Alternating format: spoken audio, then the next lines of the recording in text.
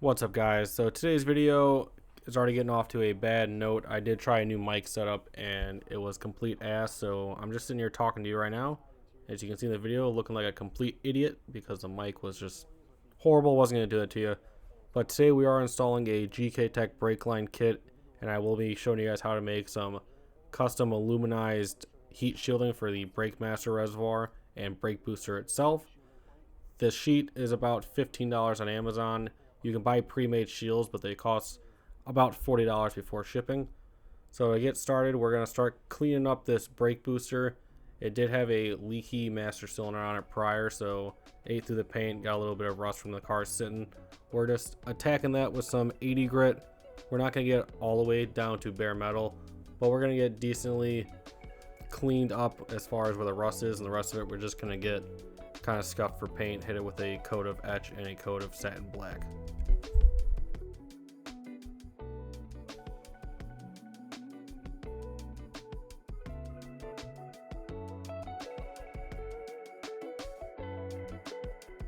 So our next steps are here. I'll bust out the cardboard aided design.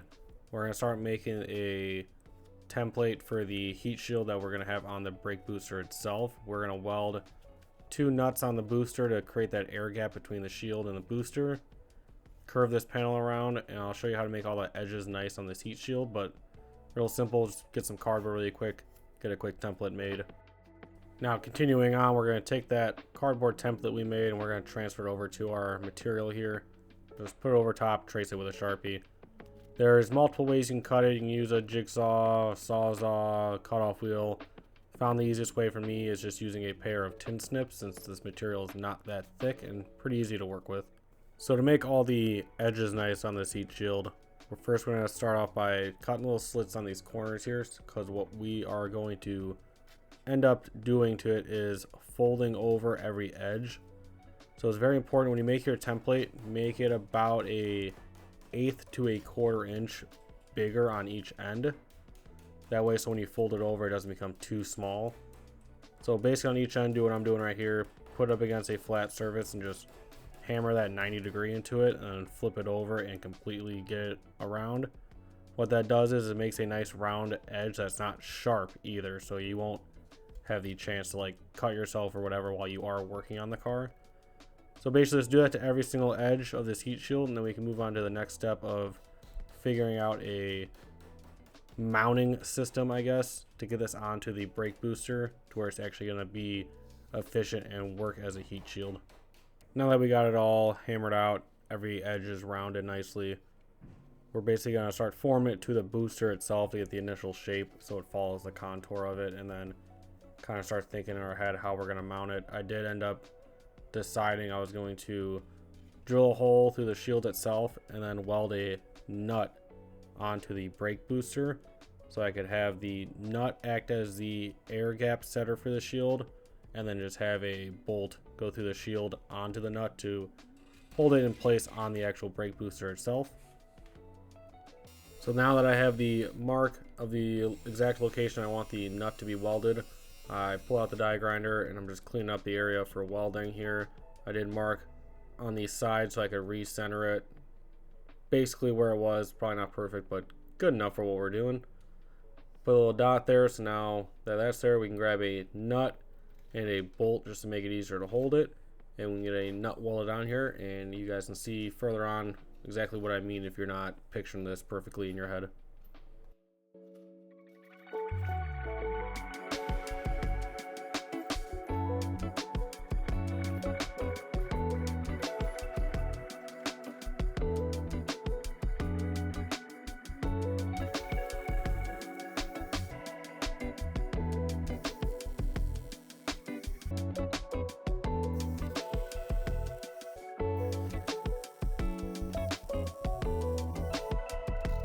Now that we have both nuts welded on, we're going to get the heat shield fully bolted up here and do a quick test fit in the engine bay so we can get on with making the other heat shield. So got it installed here, and it's clearing on the firewall and on the bottom. So we got the master installed, and we can start making the heat shield for the master reservoir also. So making the heat shield for the reservoir brake master is a little bit more tedious than the one we made for the booster itself, because now we are introducing the added difficulty of making a piece with bends in it. So we're going to go back to our cardboard aided design here, and we're going to move it, put it back in a couple times as we bend this piece of cardboard, just to make sure we have the right length and overall shape of it. Luckily, this material is very easy to work with, so if you do make a bend, you can flatten it out pretty much back to how it was and remeasure and rebend it. I've done this probably 4 to 5 times where I've went back and I've rebent it, and it always kind of goes right back to shape. So don't stress it too much getting it perfect on your first try. Just, you know, take your time with it, because if you mess it up and you ruin it, this is where it can get a little bit more pricey, because you will be replacing the sheet metal you already bought to try to make it again, and at that point you might have been better off just buying one off the shelf. So we did get lucky. The leftover piece we had from making the one for the booster was actually the perfect size for the Breakmaster reservoir, so I just went ahead and folded all those edges over like I showed you previously. Now I'm just taking that template we made and kind of just roughly marking on it where I had the bends on the cardboard, and I'm just going to slowly bend it over here and, you know, walk back and forth between the bench and the car, just kind of making sure that we're not bending it too much, too far, in the wrong spot, in the wrong place, and just taking my time with it. These next couple clips are going to seem like I got it really quick, but I probably spent a good 25-30 minutes just getting all these bends correct so it actually sit nice and close to the master cylinder. So when it's all installed, it's not super bulky and it won't intrude with the turbo or the manifold or downpipe or anything like that. So now that I have those 2 bends in, I'm kind of just eyeballing where I want the next bend to go, because with the cardboard template I was a little off and I want it to sit kind of tucked against the end of that master cylinder. So kind of just eyeballed it, marked it. Now putting it back up on here, and I'm going to eyeball it again to get that final bend to make it flush with the strut tower. So this is kind of almost the end result. I'm going to get this bolted up, and we're going to trim the end there to make it a little more level with the shock tower to make it look a little bit better, have a better fit and finish.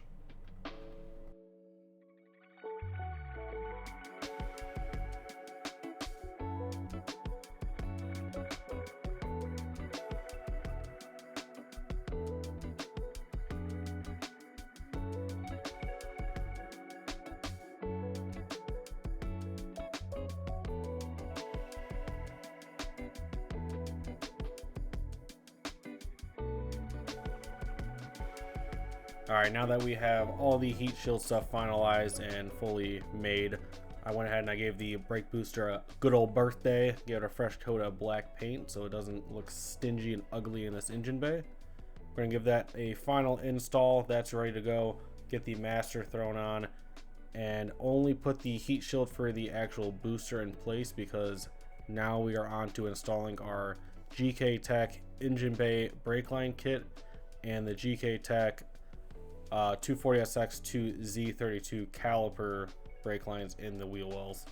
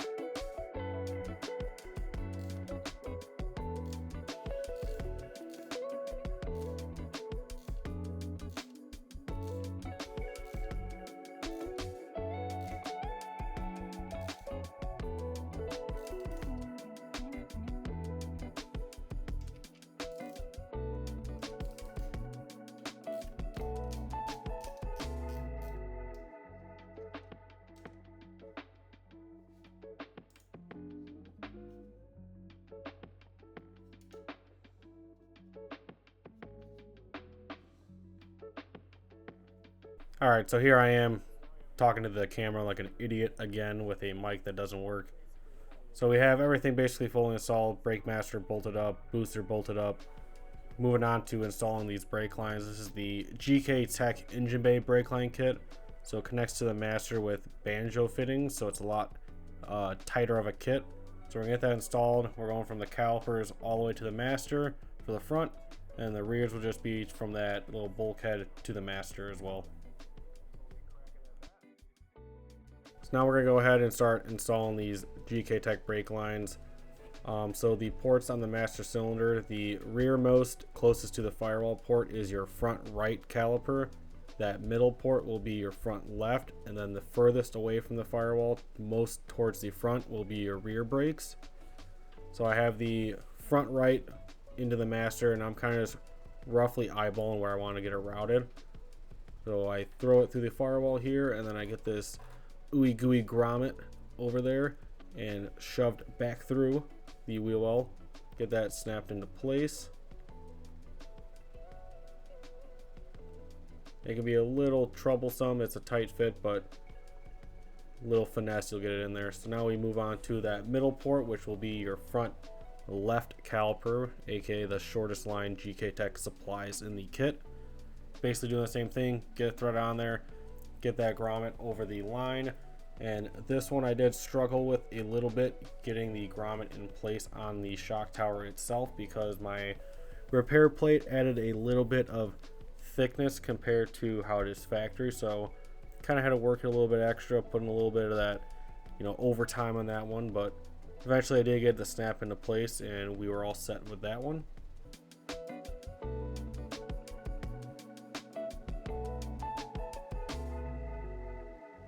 So now we're moving on to the rear brake line, or the furthest most on that master cylinder. So we're gonna get that fully threaded in here into the master cylinder. And then little tip, all this I left hand tight while I was figuring out the routing, just so if I had to remove it or clock it any way I could. And right here is where I realized, wow, GK Tech, why is there a 90-degree fitting at the end of this brake line? I couldn't imagine a world to where the 90-degree is useful for install. If the engine's in, engine's out, it just doesn't seem to make much sense to me. I don't know if other S chassis are different, but that kind of just bugged me. But as a wise man once told me before, you must persevere. So we got that installed, and I quickly realized without the steering rack in, didn't really have an idea where I could run these lines where it wasn't going to be in the way. So I quickly threw the rack in, and then still realized, wow, without the engine in, don't really have an idea where the oil pan sits and how much clearance I have. So I kind of made a executive decision here when I threw the rack in, and you'll see in the next clips here that I kind of just ran the lines down straight from the master and along the power steering rack itself and secured it to the rack. Seemed like the easiest route and quickest route, where it's not going to be in the way of any heat or getting hit or pulled off track if you run over something. So kind of was the best bet, especially with GK Tech lines. They are awkwardly short to run in the front of the cross member, and then awkwardly long to run in that rear section by the power steering rack. But this is what we did end up with in the engine bay. Everything tightened at the master, ran along and secured on the rack, all tightened down. Put a couple riv nuts into the frame rails to secure them on the sides as well. So now we're moving on to the caliper to those lines.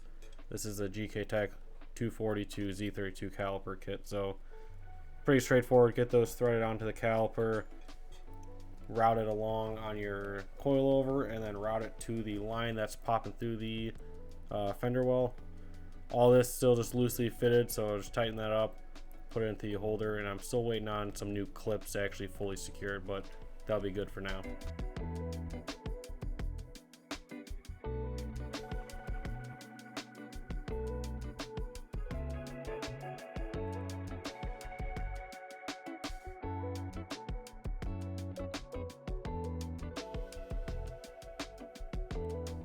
Here we go. Now we're back to a clip of my idiot self talking to a camera without a proper working mic, but we are about finished up with the work that we were doing on in this video. So we have the Shields all made up and fully installed. Booster and everything fully bolted to the firewall, fully connected underneath the dash. All the new brake lines ran down along the shock tower, across the steering rack, up and then through the wheel wells, fully connected all the way to the calipers, and then to that rear bulkhead line to the rear as well. Right here I'm probably saying that I'll show you guys the rear brake lines when I actually pull the subframe and get all that done. Blah blah blah. I have no idea what I was saying in this part of the clip, but then we go and I start showing you guys the Mazworks Z32 to SR20 transmission adapter plate and all the machining work they did to the bell housing. So they take the same thickness as that plate and take it off the bell housing, so the trans sits that extra inch forward compared if you were using a normal sandwich plate. Just helps put the shifter a lot closer to that stock location. But you can see there, it sits perfectly flat. They did really good work, and it only took about 2 weeks from the time I shipped it out for them to do everything and return it back to me. But that'll be it for this video, guys. Let me know down below if you liked this voiceover style over all my videos I take while working on the car, if you like it more or if you like my older videos better. But for now, see you guys next time. If you could, please like, comment, and subscribe, and I'll see you guys next time.